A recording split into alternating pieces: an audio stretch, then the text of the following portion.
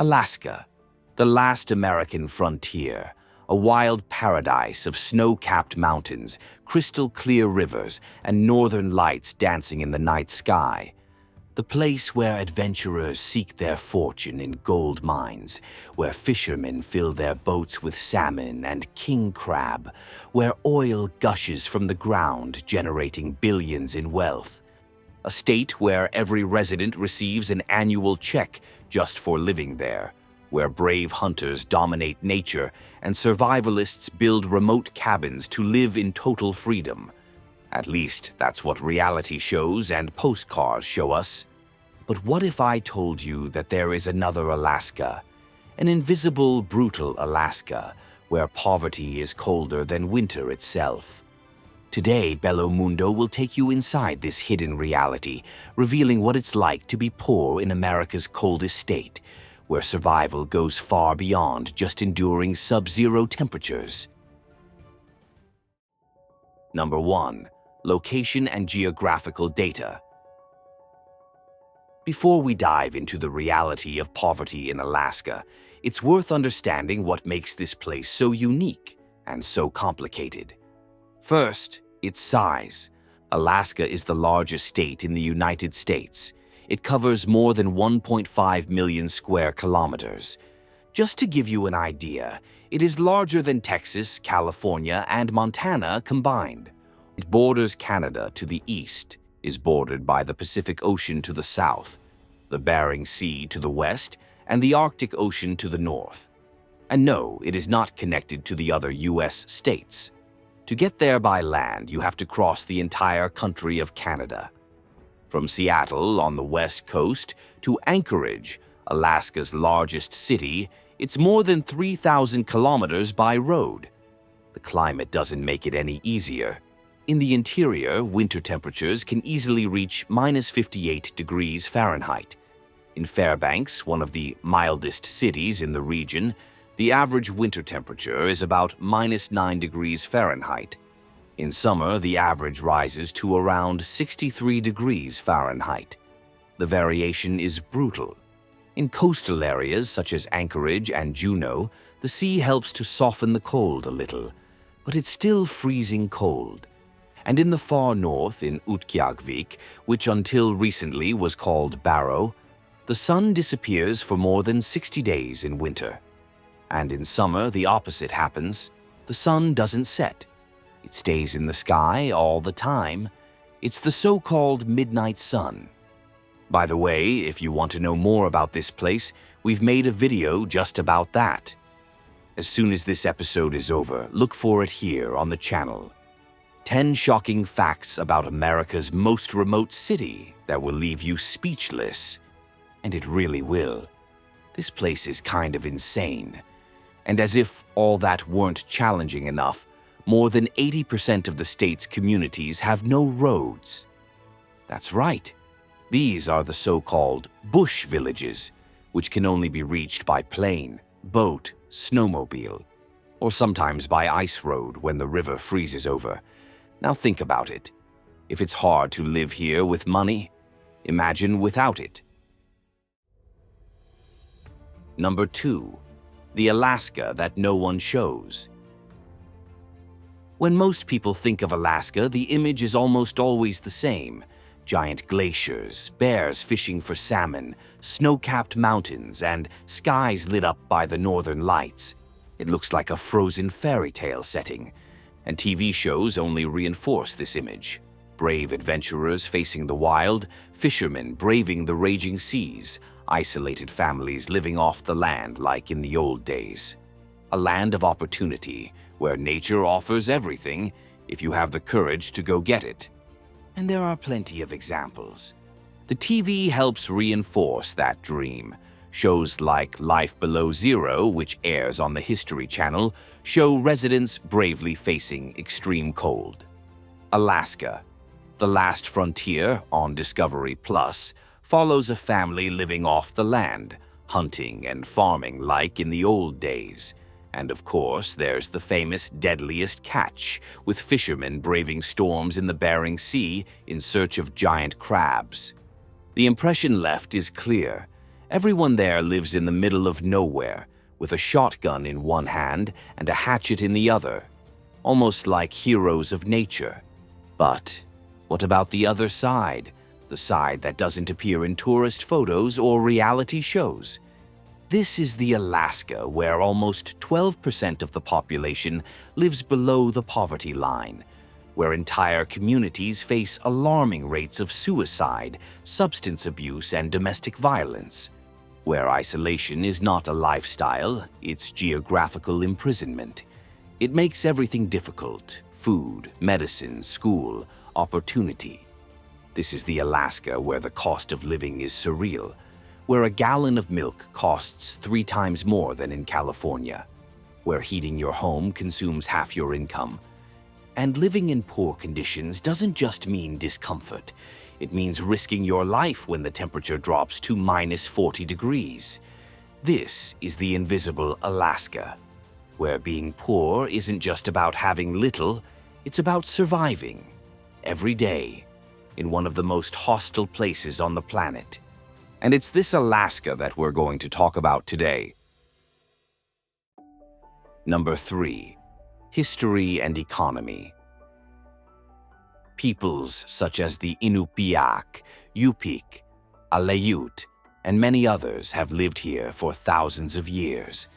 These are groups with their own languages, customs, and cultures, popularly called Eskimos, although that term does not accurately represent who they are.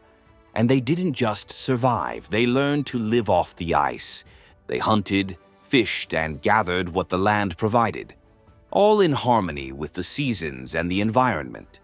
The turning point came in the 18th century with the arrival of the Russians. They came for the sea otter pelts, which were worth a fortune. They forced the natives to hunt for them, almost as slaves. Then, in 1867, Russia sold the territory to the United States for just over $7 million.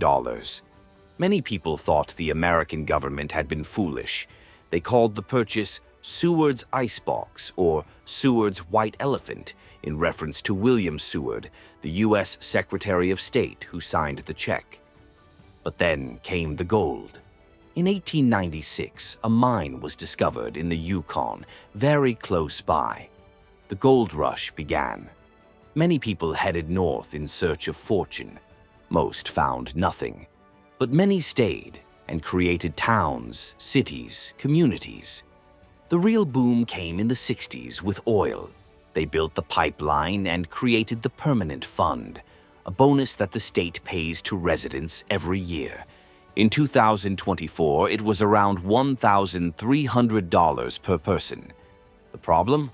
That doesn't even pay for a month's heating, as you'll soon understand. Number 4. Poverty in numbers. Not all poverty is visible. In Alaska, it tends to hide behind forests, glaciers, and annual oil bonuses. To understand the scale of the problem, you first need to know what the government defines as poor. In 2025, a family of 4 falls into this category if they earn less than $31,200 a year. This amount is the same across the country, but here that money barely covers the basics for a few months. According to the U.S. Census Bureau, more than 80,000 people live below this line in the state. Among children, the number exceeds 15%. But it gets worse. A study by the Poor People's Campaign points out that almost 42% of residents are in the so-called low-income bracket. That is, they earn up to twice the poverty line. They work, they have a salary, but they live on the edge. One late bill and everything falls apart. To give you an idea, in 2023, more than 27,000 families were already behind on their rent or mortgage payments. And in Alaska, it's not just the roof that weighs heavily, it's everything. Number 5. Cost of living. At first glance, it looks like a place of opportunity. But just step into the market or receive your electricity bill to understand. Living here is expensive. Very expensive. And we're not talking about luxury, mind you. A gallon of milk can cost up to $10, a pack of diapers, $30. Heating a small house during the winter, $500 to $800 a month. And the rent for a room in Anchorage is already over $1,200.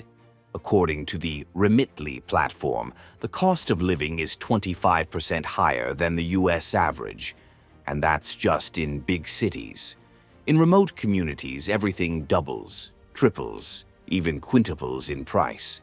The reason is simple. Almost everything has to be transported by plane or ship. In villages like Hooper Bay or Kivalina, a dozen eggs can cost $15. A pack of toilet paper costs $28. That's when the plane manages to land. And the problem isn't just food. Fuel to heat a home can consume up to half of a family's income. In places like Noatak or Anaktuvuk Pass, a gallon costs up to $12.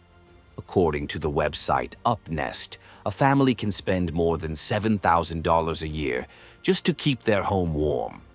Even in larger cities like Anchorage or Juneau, costs are high. A two-bedroom apartment costs around $1,500 a month.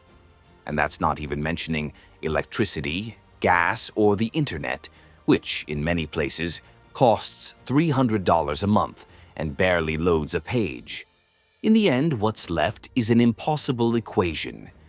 Eat or heat the house, buy medicine or pay rent, keep the lights on or buy clothes for the winter. It's cruel math, and every day you have to choose what to buy and what to put off. And here, putting things off doesn't just mean debt, it means living in the cold without knowing if you'll have a decent place to sleep next month. Number 6. Housing.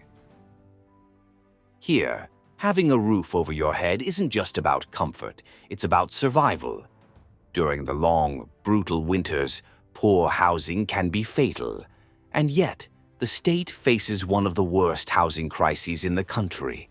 In cities like Anchorage, the average rent for a two-bedroom apartment is over $1,500.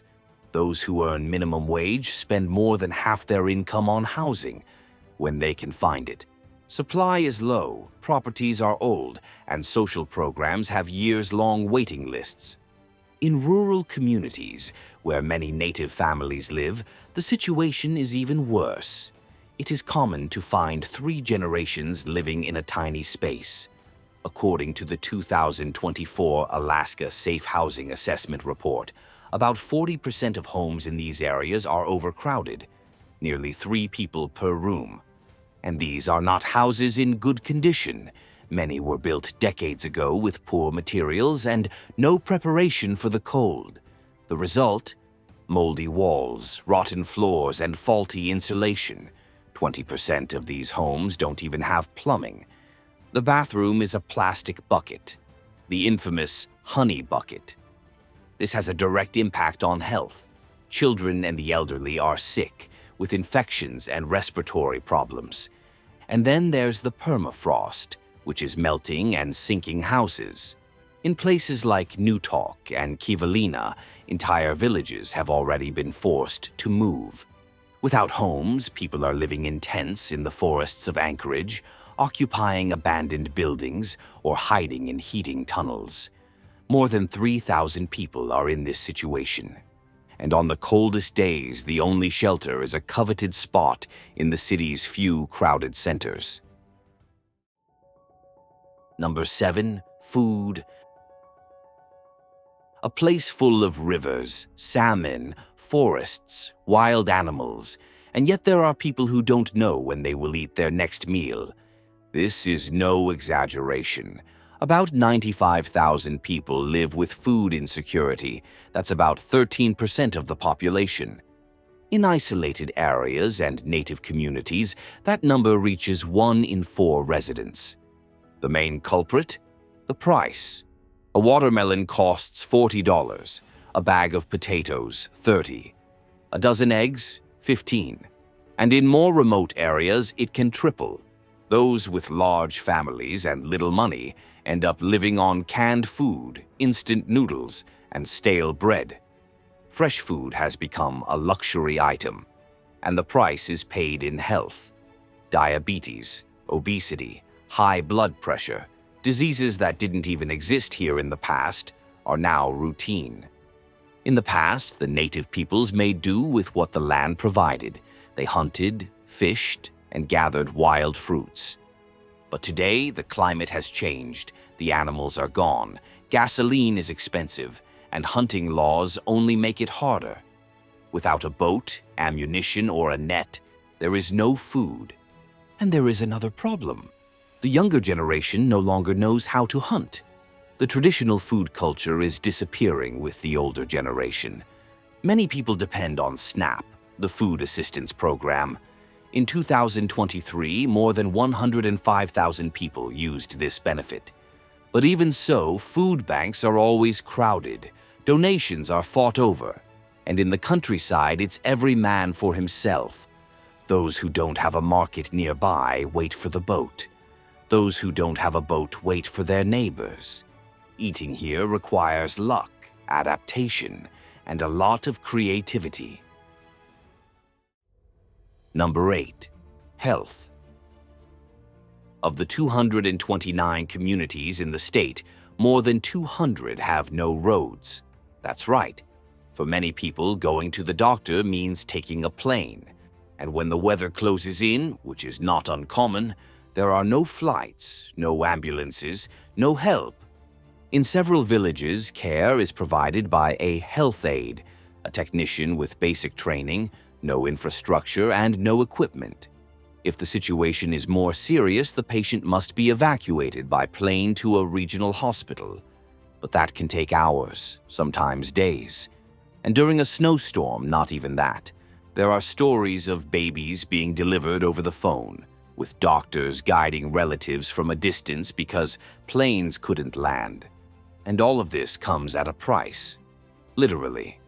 A medical evacuation can easily cost over $30,000. In more urgent cases, $100,000. With insurance. Without insurance, it becomes an unpayable debt. Native peoples have access to the Indian Health Service, a federal system, but it is overburdened. There are queues for everything. Simple surgeries take months. The consequences are reflected in the numbers. Life expectancy among Native Americans is lower. Tuberculosis is 7 times more common than in the rest of the country, and respiratory diseases are common among children living in poorly insulated homes with mold and inadequate heating. And then there is mental health. Alaska has the highest suicide rate in the United States. Among young Native Americans, the numbers are even worse. Isolation, darkness in winter, lack of psychological support, it's a dangerous mix. Here, even a simple problem can turn into a tragedy. Because the distances are great, the system is fragile, and for those who are poor, any flu can turn into a tragedy. Number 9, public policy. Is there help? Yes. But it's almost never enough. And it almost never gets to where it's needed most. The oil bonus, the one everyone talks about, the permanent fund dividend, has been around since the 80s. In 2024, each resident received $1,702, which is close to the cost of living. As we saw throughout the video, there are also federal programs, SNAP, Medicaid, WIC. Everything helps. But between registering, being approved, and actually being able to use it, there is a huge gap, especially in isolated areas. Some people live so far away that they cannot even access the benefits that, on paper, are already theirs. What ends up working in practice are local networks, churches, NGOs, volunteers. They donate food, blankets, sometimes medicine. But this is just a band-aid solution. Momentary relief. When the storm passes, the problem is still there.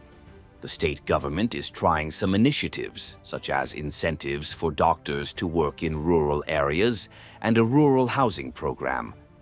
But there is a lack of money, a lack of reach, a lack of priority. And those who live in the countryside, in wooden houses, in villages without roads, continue to wait and have to make do with what little they have. On paper, there are programs for everything. In practice, what arrives is late, insufficient, or doesn't arrive at all. Being poor is difficult anywhere, but here, where everything is far away, expensive and freezing cold, being poor isn't just hard. It's dangerous, and often it's inhumane. Now we want to hear from you. What shocked you the most? The cost of food, health care, the isolation? Tell us in the comments. And of course, if you liked this video, leave a like, subscribe to Bello Mundo, and turn on the bell so you don't miss the next episode of the series that shows what it's like to be poor somewhere in this big world. See you at the next stop.